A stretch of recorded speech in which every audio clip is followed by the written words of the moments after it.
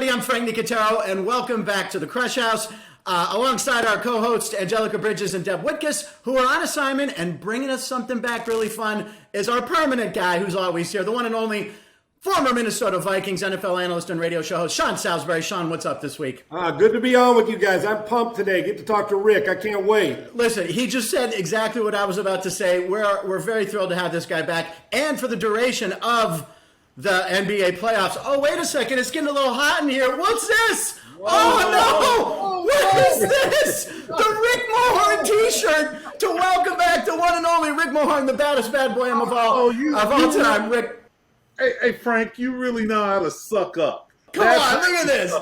Yes, that's the person. I'm done. Whatever you do, I'm not spraying my screen or nothing. That's a sweet-ass shirt, too, Rick. Did you have that made, or did you order that online somewhere? I found that online. This is a beautiful shirt. I'm going to wear this all day, all weekend.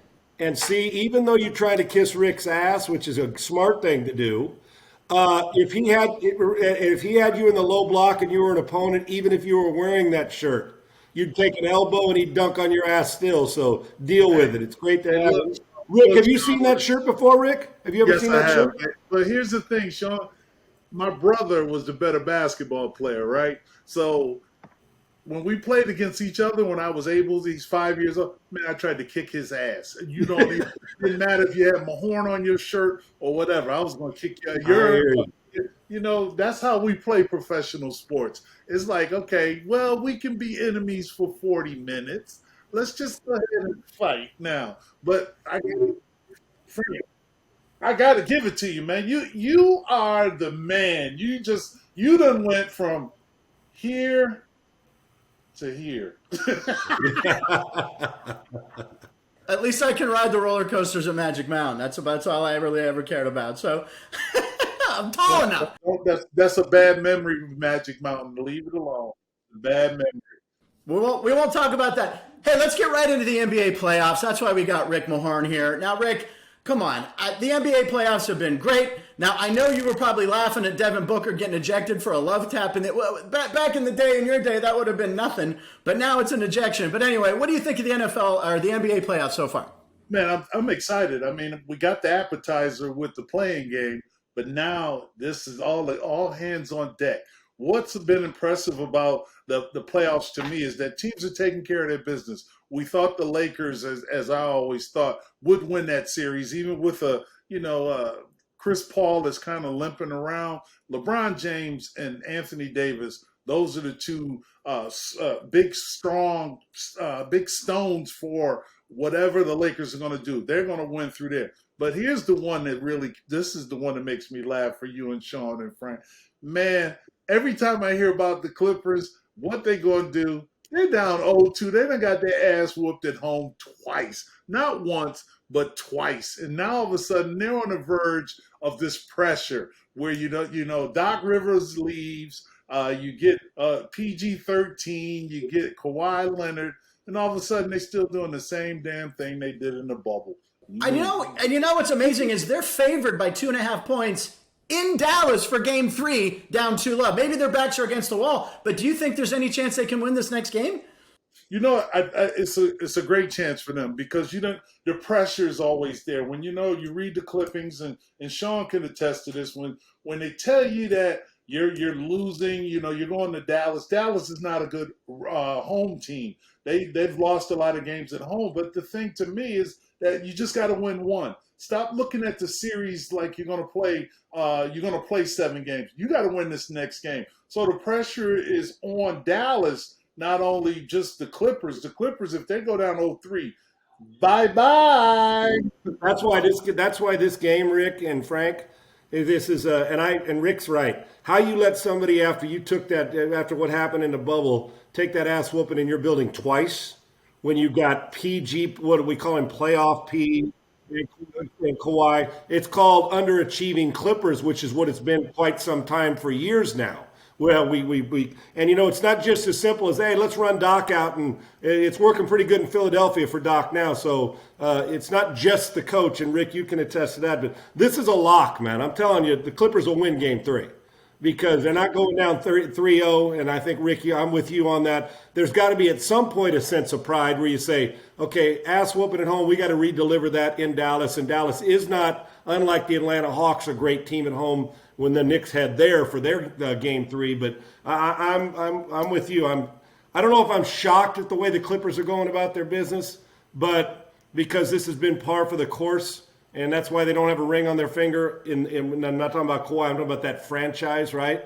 But I think this is a stone cold locking. If I was betting, I would bet this all the way. And I haven't even looked at the number, but what'd you say, Frank? 2-point favorites on there? 2.5. Yeah, they're 2.5 on the road. I think this is a comfortable game, but you better find a way to put a body on doggone Luka the Doncic, or if Doncic has his way, and maybe he gets 30, but you got to make him work a little harder. It seems too easy for me watching him get his 30, Rick. And so I would imagine they've got to elevate, play defense, which is what got them there in the first place, right?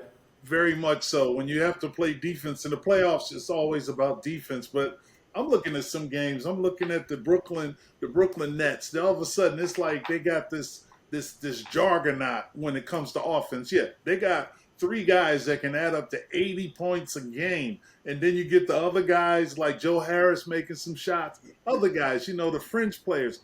The important thing about playoffs and also trying to win a championship is the unsung heroes that we'll always see. In New York, when I watched that game the other night, I'm looking at, everybody's looking at Julius Randle. But I looked at a Derrick Rose. Come on now, savvy Derrick Rose off the bench, understanding what he has to do. Those are the unsung heroes. Then you go Utah, all of a sudden, not saying Donovan Mitchell doesn't make a lot of presence while he's on the court. Yes, he does.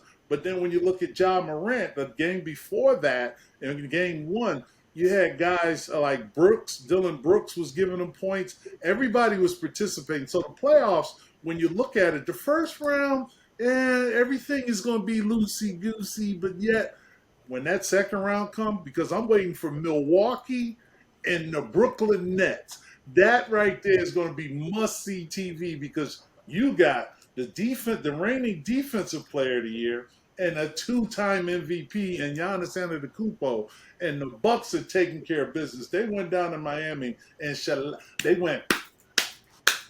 That's your game, son. Hey, Rick, let me ask you a question about this.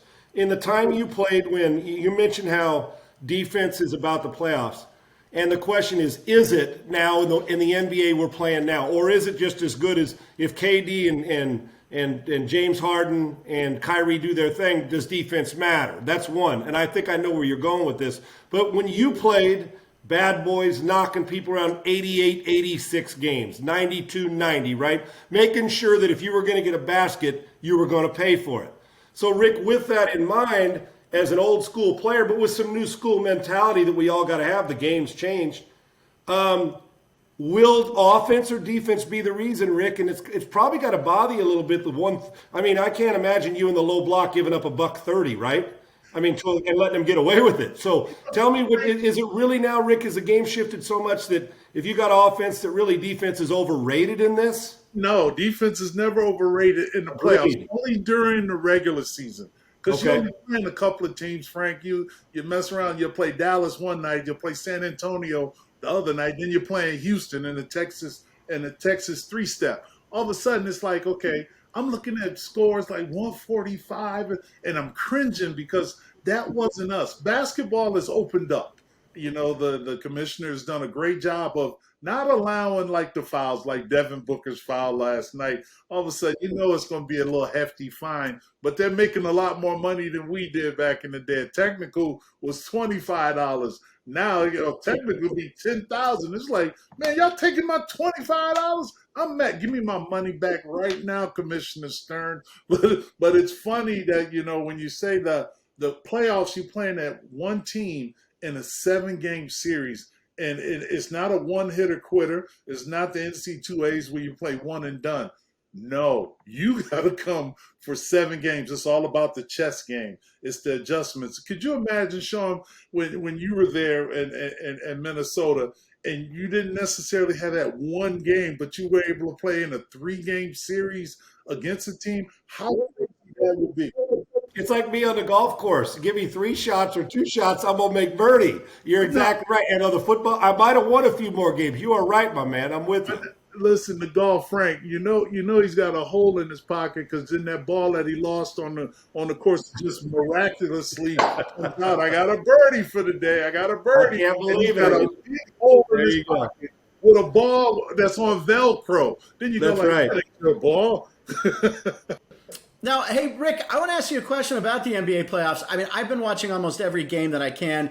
The intensity seems to be up a notch. Now, look, the bubble was great. I'm glad we got through it, and it was great that the NBA could put that show on. But having fans back, I mean, I feel like a couple home teams have won games because of the fans being there. How much are the fans helping the home teams? Oh man, the fans are tremendous. And this year, I mean, we had the bubble last year, the pandemic. Everything was, this was unusual for the NBA.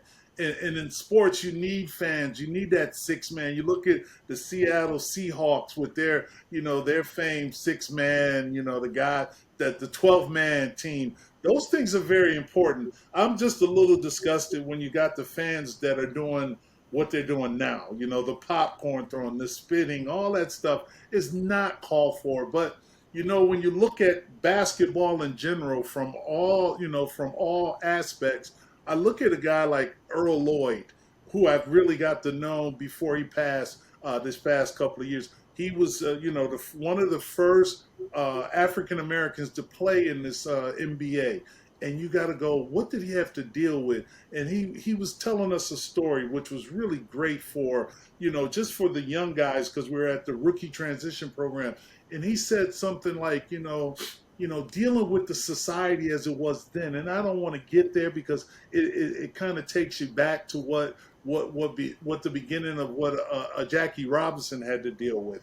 So those things were, where people were just bad. But fans are great for this league. They're great for football because they bring you that energy. It was like if your team feels like it ain't doing what it needs to do, then let's push our team, but in a right way, not the F you Trey, all that stuff. But a lot of times that only feeds, for me, it's like I want to shut these 20,000 people up. You make that shot, you catch that field goal, you're looking at them going, shh.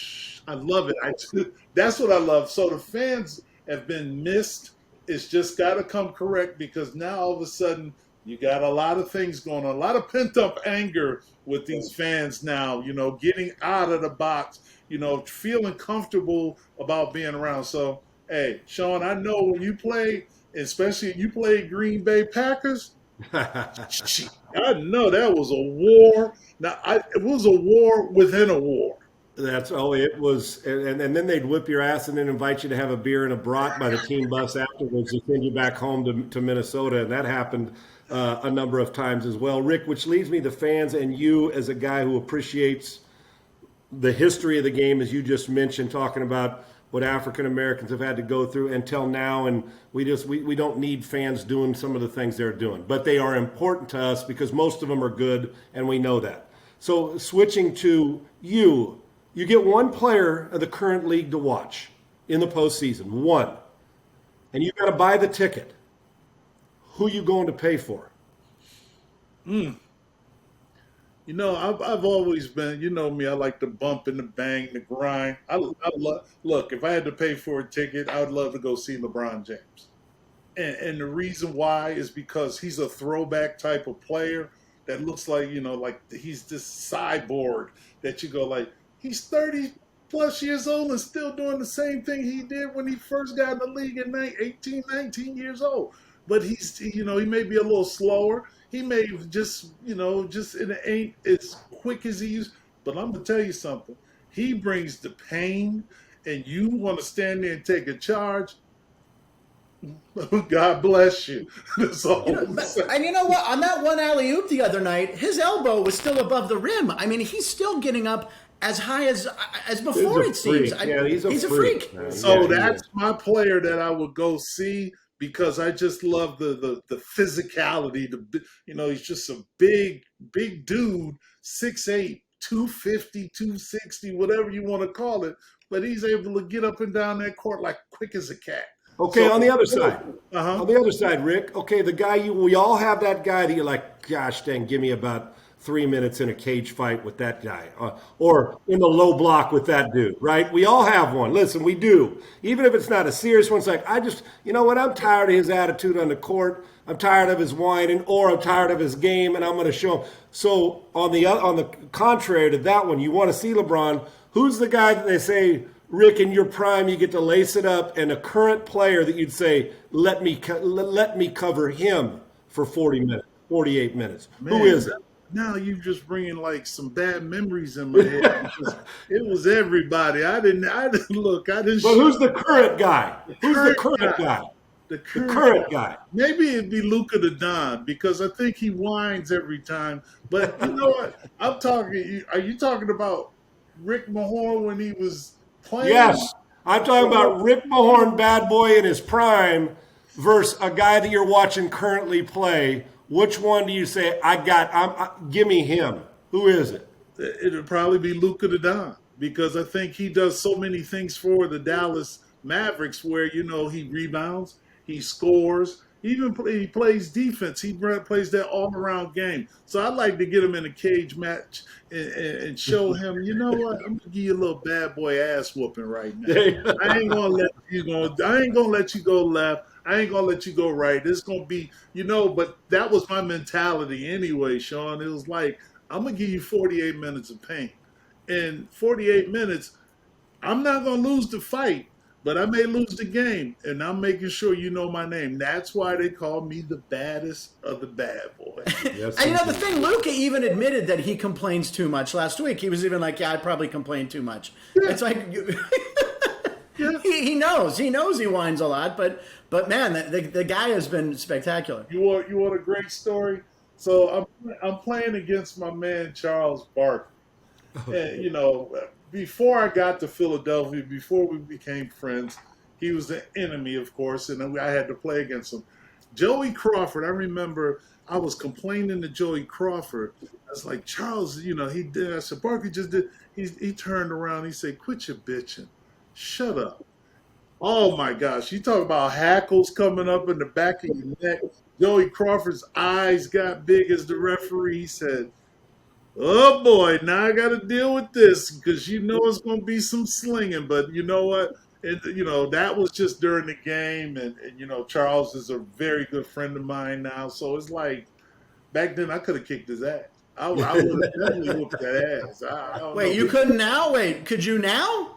Hold on. Let me call my boys because I don't fight no more. I'm too old. 60 years old. You think look, I'm not getting an adult ass whooping.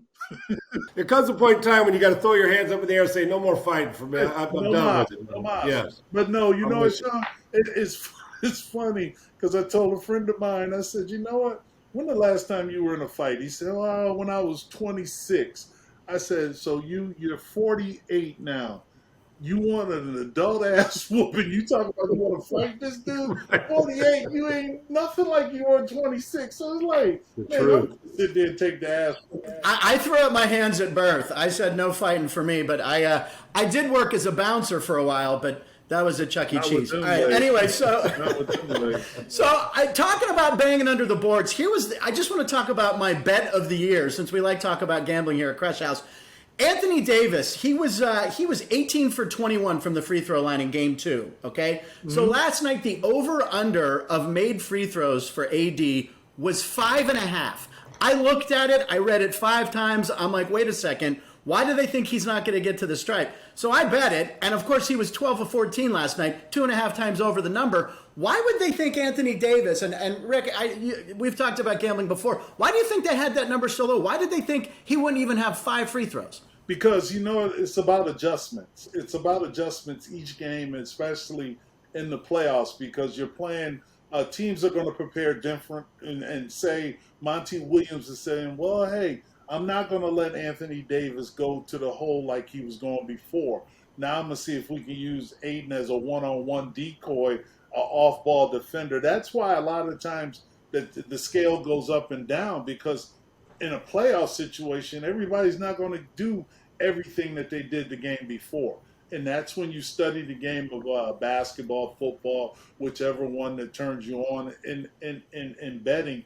I just said, you know what? They're not going to let James Harden go to the free throw line 15 times. Those are the things that, because what teams do, they take film clips and they always and they send them to the league, and they're always trying to find that advantage. Even with Giannis, with that free throw count where they're going, you got 10 seconds and everybody's going like, So now you got the crowd yelling 1, 2, 3. They're helping the referee, but that's just how it is when it comes to playoffs. Hey, Rick, I want to get to Giannis, but and Frank, on top of that, you know why I think, that number was alarming about the free throw line, but think how AD's played in this series a little bit. And even early on when they got beat by the Suns, he's been hanging around the perimeter.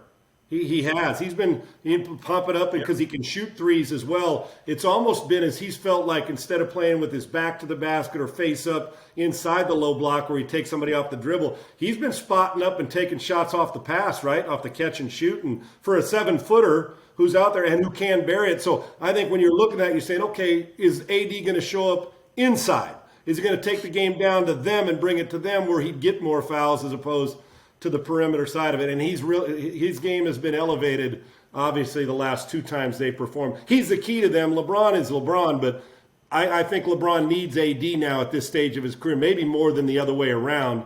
But when they're both together, they're devastating. To Giannis, Rick, the guys, speaking of freaks and the nickname, when do we get to the point, if they don't pull this off, Rick, and they don't get to an NBA Finals or win one, do we start to hear the greatest player not to, when we had it on Phil Mickelson? When do the whispers, and they've already started, that Giannis can't win the big series?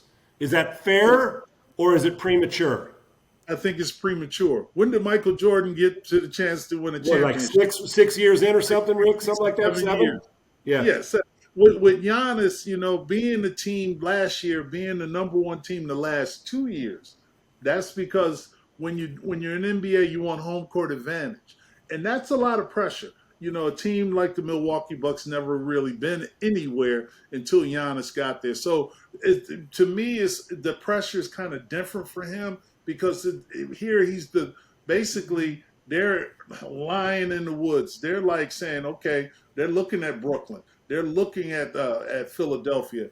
Well, they don't have to worry about that. The pressure's not on them as much as they was on the last 2 years. And last year was unprecedented because you didn't have home court advantage. Now that you have home court advantage, people are having home court advantage. Hey, Giannis and them are playing very good basketball. Do I think that if they don't make it to the Eastern Conference Finals, eventually to the NBA Finals, I think that would be, where the whispers will start to come. But the whispers are always going to come. That's the part of social media. That's us. That's what we do. We want to start those whispers. We get our ratings up. But it's just the fact that the pressure is not on Giannis. The pressure is on Brooklyn Nets to get to the finals, and the pressure is on the Philadelphia 76ers. So when you can lay back like that and say, okay, I don't have that much pressure, but I'm gonna make sure that we recognize that we still the Milwaukee Bucks.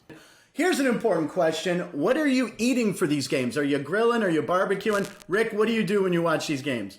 Man, you get the nachos first, and that's the appetizer. So you're trying to watch that with some chicken wings on the side. Man, the great sauces that my wife makes.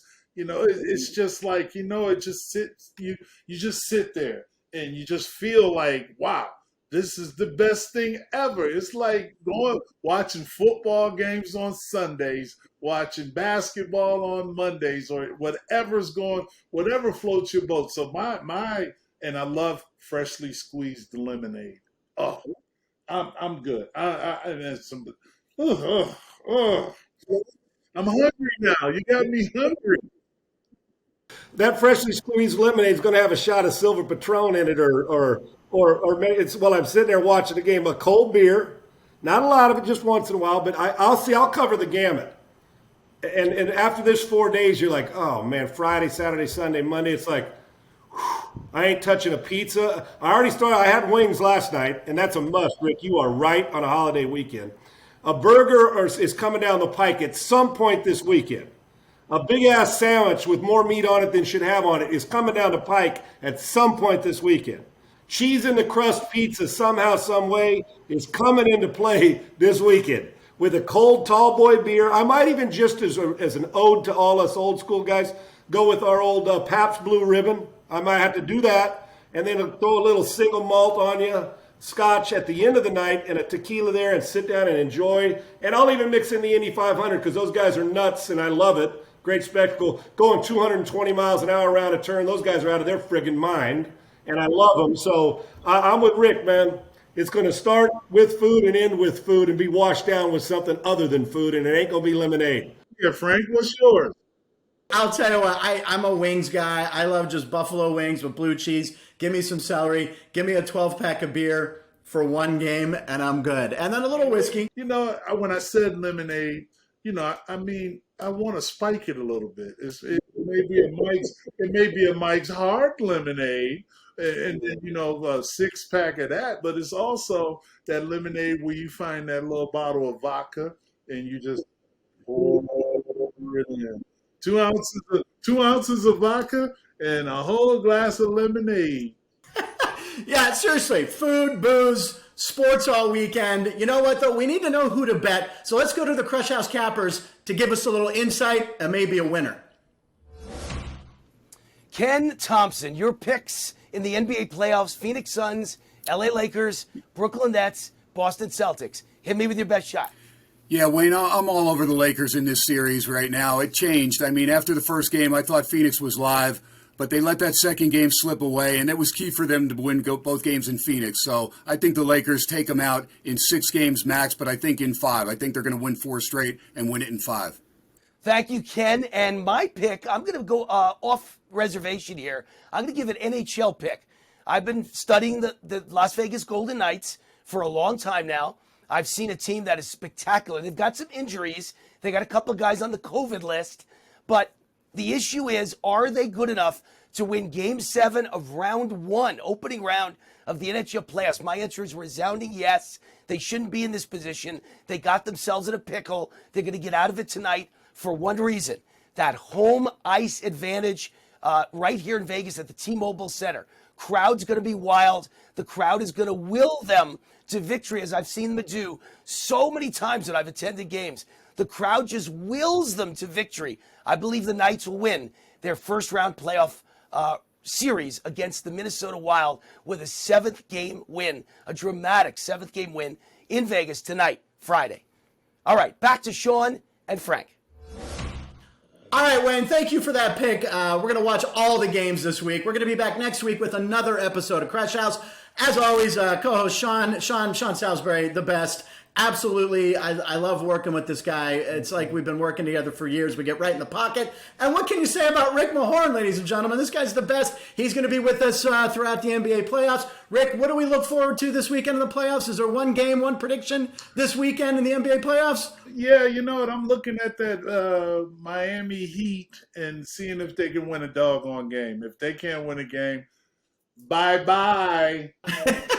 And speaking of bye-bye, we appreciate you guys tuning in to the Krush House Network. I'm Frank Nicotero. See you next week on Krush House. Mahorn! I'm going to take it off. I'm going to go like Rodman. No. Hell no.